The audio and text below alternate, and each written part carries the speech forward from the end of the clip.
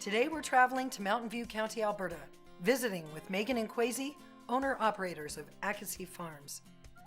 I'm wondering how two former city living co-workers ended up married and owning a farm so far removed from the life they lived when they first met. I know there are chickens involved, and wherever there are chickens, there's a story to be hatched.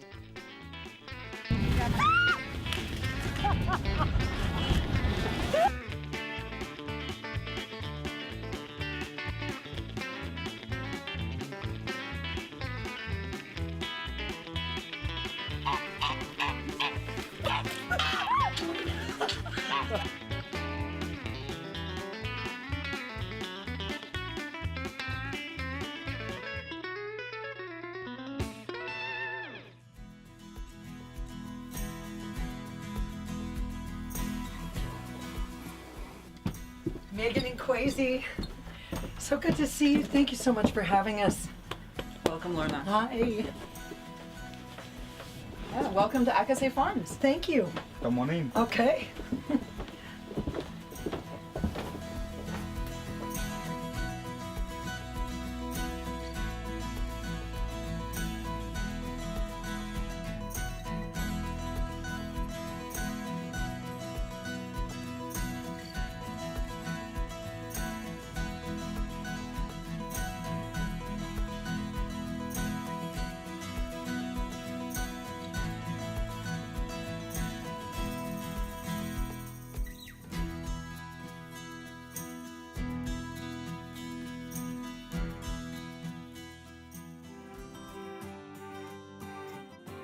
So Kwesi, this is the farm chariot. All right. Okay, where are you bringing me? Oh, we're going to go visit the chickens. Chickens, let's go. All right.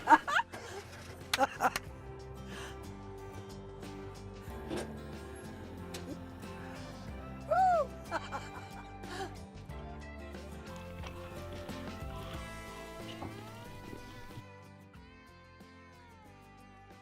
Wow. Hi, Meghan. Hey, Lorna. So this is it, huh? Wow. I can't wait to get in. Meghan, this is a lot of chickens. There's about 115 chickens out here with 4 roosters. Now, those are some happy roosters. Well, yeah. No, I'm noticing different colors. Yeah, so we have 3 different breeds of chicken. We have Colombian Rocks, Buff Brahmas, and Buff Orpingtons out here. Okay, could I try and feed them? For sure. Okay. There you go. There's some hen scratch. Okay. Here, chickens.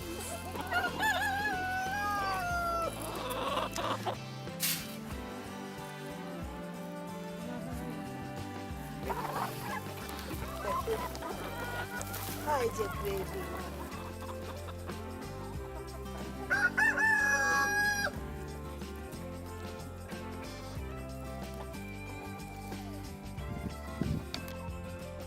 So Lorna, we can head into the barn and go see the nesting boxes. Oh, yeah. Okay.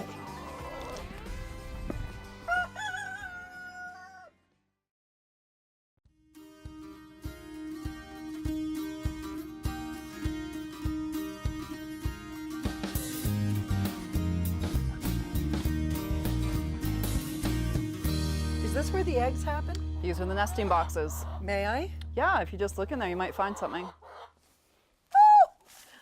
Oh, wow. Oh, and it's warm. Whoa. Oh, and you get to do this every day. Every day. The hens lay almost an egg a day. So how many eggs do you get a day about? We average between 90 and 95 eggs a day right now. Mm-hmm. Wow. And they're so good. You know, I hear you have another type of chicken. We do. We have silky chickens. And could you show me? We can. I would love to see that. Okay.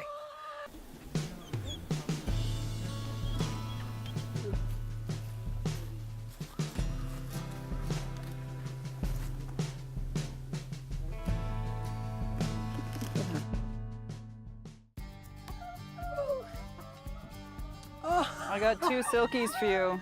Oh, can I hold one? For sure. Just hold her wings down. Okay, hang on. Okay.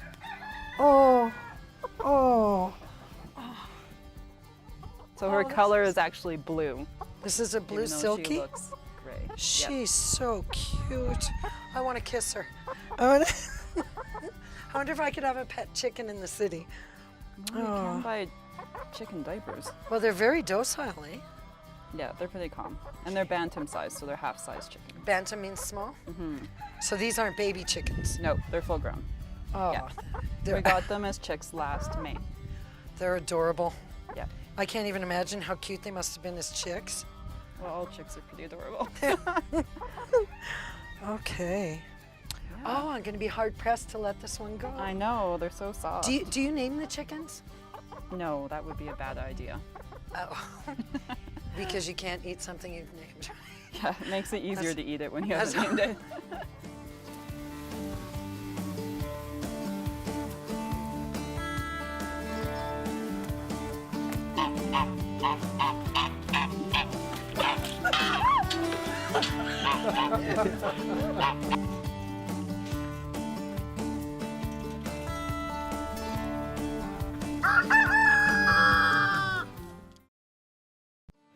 I just want to thank you again, Meghan and Kwesi, for having us out. So I see you have a chicken in front of you. Is that one of yours? Yeah. And what are you making me for lunch today? The recipe, we've called it Akesi Farms chicken and tomato sauce. Okay, that sounds good. But there's a whole lot of spices here. Could you tell me what they are? For sure. The first thing we have is some apple cider vinegar, and then just salt and pepper, some garlic, ginger, thyme, chili, curry powder, and then we have some crushed chilies right here, and a bunch of onions, of course. And now how did this recipe come about? Did you create this recipe? Well, actually, it was inspired by my sister's visit. It's a Ghanaian-inspired recipe. Okay. Yeah, my sister visited in August last year, and she did this, so we thought it's a good recipe for Akesi Farms. I think that's beautiful. I'm excited to try it. Why don't you show me how it's done? Okay. First, you start by cutting up the chicken. Chicken. So now you moved out here how long ago? Just a year and a half ago. Yeah. And before that you were living in Calgary? Yeah, we were living in the Marda Loop area. And did you have farming experience prior to that? 0. Well, I think it was just one of those things where Kwesi and I just needed a change. We had wanted for a while to change our lives. We just didn't know what it was gonna be. Right. And so we started looking into a lot of different options of what to do to change. Kwesi didn't want to work in an office anymore. And prior to that, we had started meeting farmers and buying food direct from farmers. And it just started becoming one of those things where it became possible because we saw other people doing it. And we thought, well, what if we could learn how to do that? So the dream became a reality. Just the idea of not doing everything on a huge scale, doing things on a smaller scale, and paying more attention to the whole ecosystem around the farm and not just the one product. There must have been that moment where it became something you were passionate about or committed to? We didn't have that one spark moment, but we Okay. started doing a lot of things in our lives. We were traveling a lot. We enjoyed being outside. That was the one thing that we really loved doing, was just being outside all the time. And when we were traveling, you're outside, then you realize how much you don't like to be inside. And so that was the beginning of that. And then when we got home, then we started just reading and talking about food and realizing, why are we driving everywhere? Then we got involved in our community garden and we started buying from local farmers, and it just became an evolution. And then we just ended up at this place. From what I've heard, you came here and the minute you drove out and hit cell service, you were on the phone to become the owners? Yeah. We impulse bought our farm. And any regrets? No. 0. And you wake up to all this beauty every day? Every day. Every day. Wow. How long have you two been married? 7.5 years. No, yeah. 8.5 years. The chance of, oh, God. And was there a long courtship? It depends on who you ask. Well, tell me about it. How did you meet? I'm a diehard romantic. We used to work at a company in downtown Calgary. I needed to use the fax machine, but I didn't know how to use it. So I met Meghan somewhere up around the area, and I asked her to help me with it. She helped me with it, and I found myself coming up every time to do fax stuff. That's after he asked for the girl who didn't care about her nails and played sports. Yeah. Then I found out she was into sports, and I was like, geez, I don't have to let this one go by. And how about for you, Megan? Was it love at first facts? Well, first facts. No, it wasn't. But Kwesi was very persistent. Okay. Yeah. Very persistent.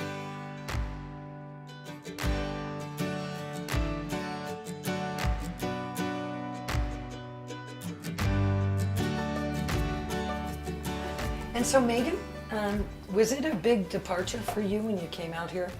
It was a lot easier than we thought it was going to be. I was concerned because we went to the theater, we went out all the time, we went to lots of events.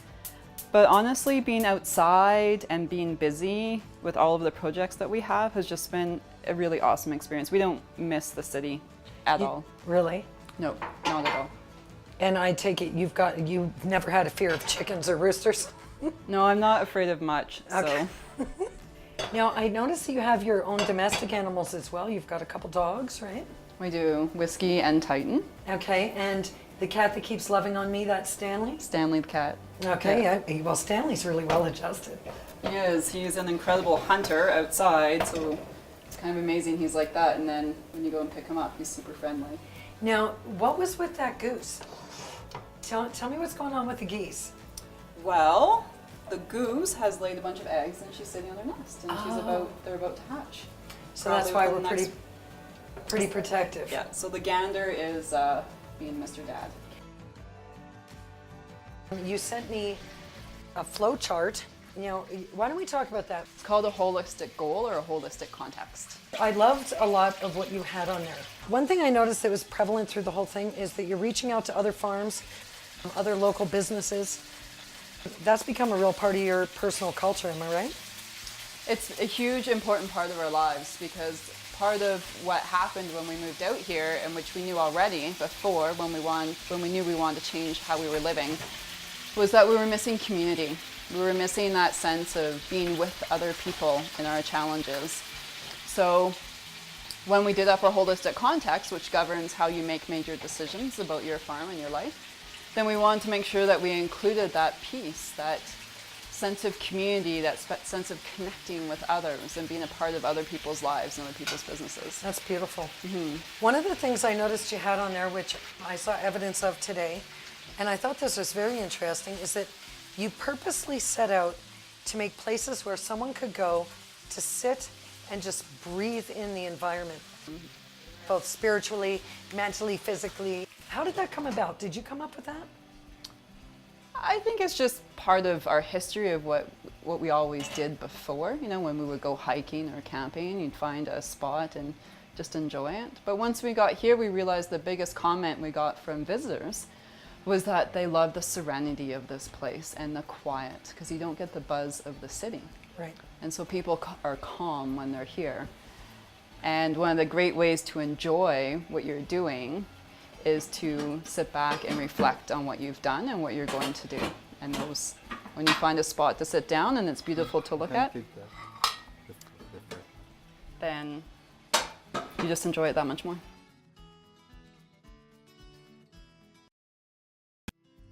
Wow, you went all out with this food, Meghan and Kwesi.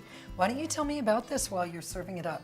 This meal is usually served with yams. We serve it with potatoes. It's still a starch, which is...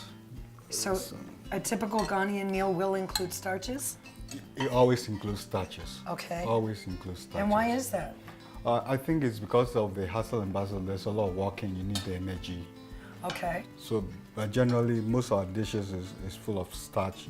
There's always starch as part of the main course. Starch and something, yam, potatoes, rice, corn, something like that. Well, I'm so looking forward to trying this. I am hungry. Yes.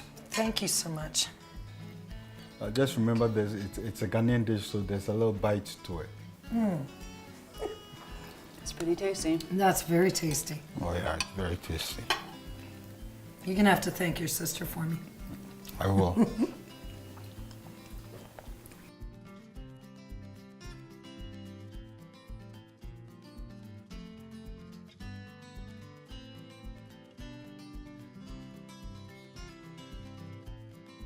can talk about the dessert briefly. I would love that.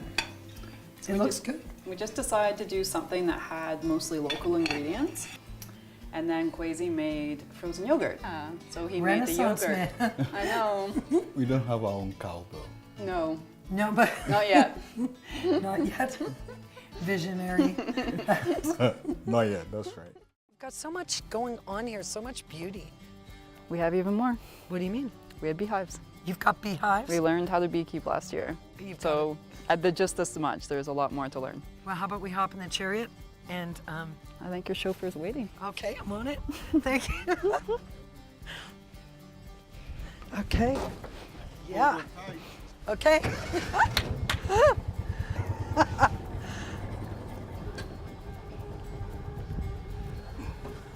It's called a chariot because it has its own personality. And that's okay? Actually, I'm all about the personality. Bye, chickens.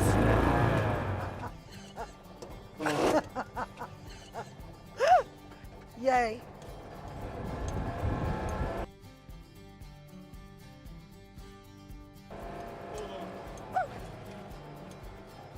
So these are the hives? Yeah, so we have 2 beehives right now. Now, I've had some of your delicious honey.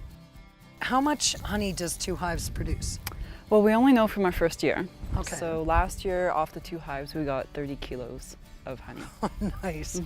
Your honey was so pure, and it tasted actually kind of like nature's candy to me. Yeah, That's- yeah. it's really delicious. Out here, there isn't a lot of industrial agricultural activity, so it's all a very cold place. So there isn't a lot of chemicals. It's very clean, and I think it reflects in the honey. Oh, it sure does. You know, I keep hearing a ticking sound. What's that from? Yeah, this is the electric fence. Okay. And is that to keep the bees in? To keep the bears out. Okay. So bears do go after honey like Winnie the Pooh. Exactly. Who knew?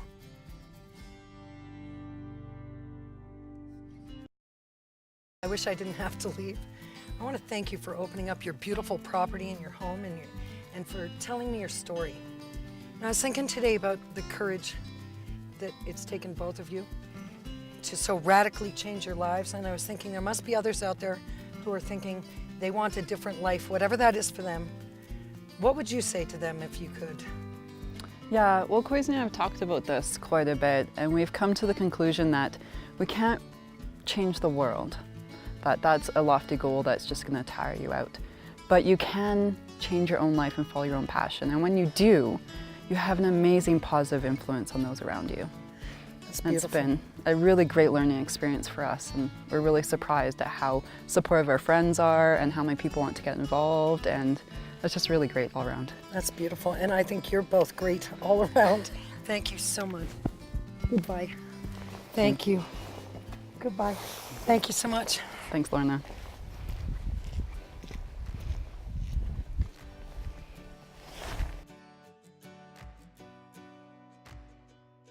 It is obvious how much courage it would take to impulse buy a farm and jump into a life of farming and rural living, especially with no prior experience. Megan's words about not being able to change the world, but being able to change your life resonated with me.